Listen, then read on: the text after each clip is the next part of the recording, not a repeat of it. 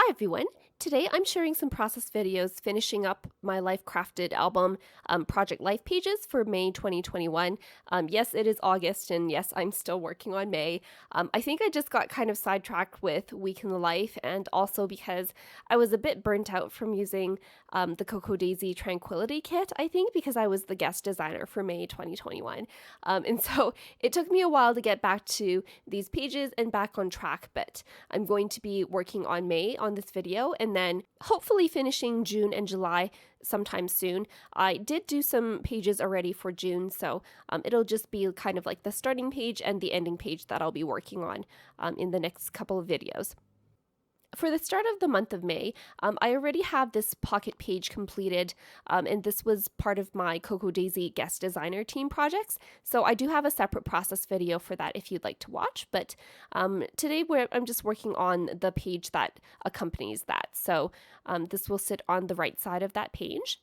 And I like to start out each month of my Project Life pages with these cards from Ali Edwards. So this is like a transparency and it has the month on it. And this is from last year's One Little Word kit, I think.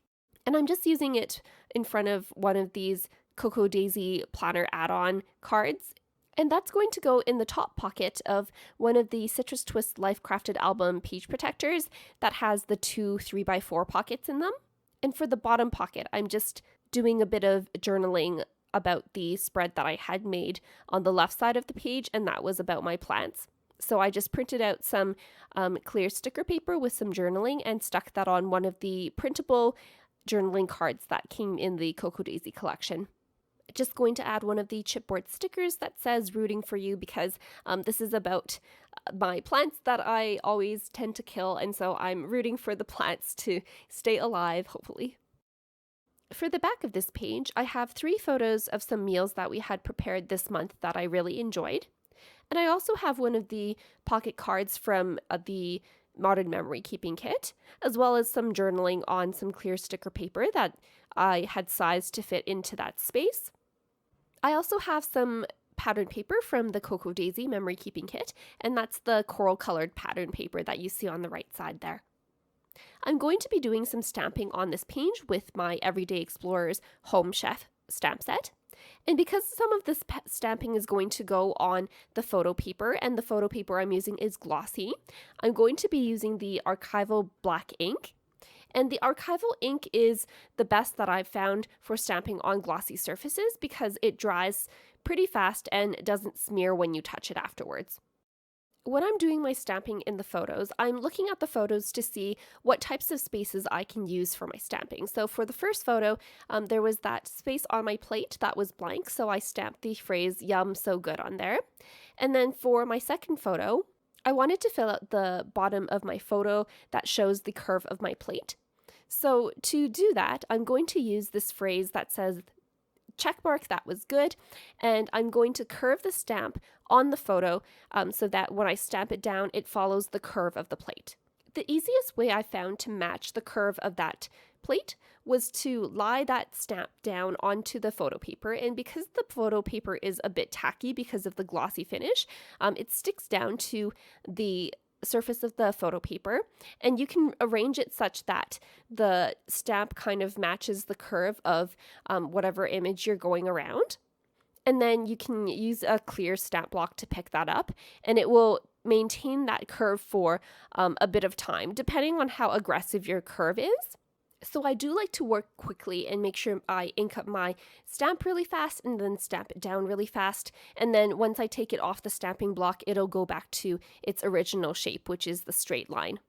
Another tip I'd like to share when stamping on glossy photo paper is that when you're stamping down, if you're not applying even pressure on the whole stamp, the ink will make it kind of slide on the glossy surface of the photo paper. So you really want to make sure that you're going down at a 90-degree angle and applying even pressure on the stamp to stamp it straight down and then lift it straight up. I try not to rock my stamps or anything when I'm stamping on the glossy finish because it just makes the stamp slide around and then you don't get a clear impression. So you'll see that I stamped the phrase "with a lot of love made from scratch" on my top photo on this page. And I'm going to use the stamp that says "in the kitchen" on the bottom of my journaling card there, just to fill out that extra spot that I have that isn't covered by the journaling. The journaling card was still looking a bit plain after I added my journaling sticker on it, so I'm just taking some washi tape here. This is also from one of the Tranquility collection kits from Cocoa Daisy, and I'm just overlapping that with some of the pre-existing elements that were already on this journaling card. And that just adds a bit of an extra layer and some texture to the journaling card there. Before I put my photos in the pockets, I'm just making sure that the ink has dried off on the surface of the photos. So I'm just taking a paper towel and just lightly pressing it down and seeing if any of the ink transfers. You don't want to rub your hand over the ink because if it's not dry, then it'll smudge and create a mess. Next, I have a pile of adhesive backed die cut pieces from Cocoa Daisy's memory keeping kits, and I'm just sticking a couple down onto this page to fill out the right side of that column there. And my idea was to kind of make it look like, those editorials where you have all the quotes on the side and then some photos on one side of the page. So that's why I have all of these die cut stickers on this page. And I just tried to keep things balanced in terms of the colors and the shapes of all of these die cuts here. Once that's done, the next page that's going into this album is the Homebrew 101 page that I had already made in a separate process video, and I'll leave a link to that as well. And I just adhered that to the back of this food page using some Tombow permanent adhesive tape runner. And the next page after that will be a page just documenting changing our tires from winter tires to summer tires. So I'm just cutting down some pattern paper to the same size as a Citrus Twist Life Crafted album page protector. And these papers, again, are some of them are from Cocoa Daisy's Tranquility memory keeping kits, and some of them are from the planner kits. And I have here a photo of my boyfriend changing my winter tires out, and I was just in the couple of weeks following Week in the Life, where I was taking a lot of photos every day and kind of switching things up by taking photos from different angles. So I really liked this photo where I had shot the photo from an upwards angle, shooting from my camera on the pavement. And that just creates a spot on the pavement here in the photo where I can have some journaling. So I did type up some journaling on some clear sticker paper that I'm going to stick on that photo. The other spread that's going to go on the other side of this page is just the last spread for May. So usually for my last page of the month, I like to document some of my thoughts for how the month went. And so I just have some more journaling on some more sticker paper that I'm going to put on top of this printable pocket card that I had printed out from Cocoa Daisy's free printables. And because the left side of the spread really doesn't have anything to do with this right side of the spread, I'm going to differentiate the two spreads by putting this 3x4 insert just as a filler to separate those two pages when you're flipping through this album. Here I'm just digging through the remainder of the die cut pieces that I have left over in this kit, and I'm not really sure that I like how it's looking right now, so I'm just working on the left side of the spread for now and leaving that filler card be. And to back the photo up, just to make it stand out from that busy background a bit, I'm just going to use some of this other pattern paper from Cocoa Daisy.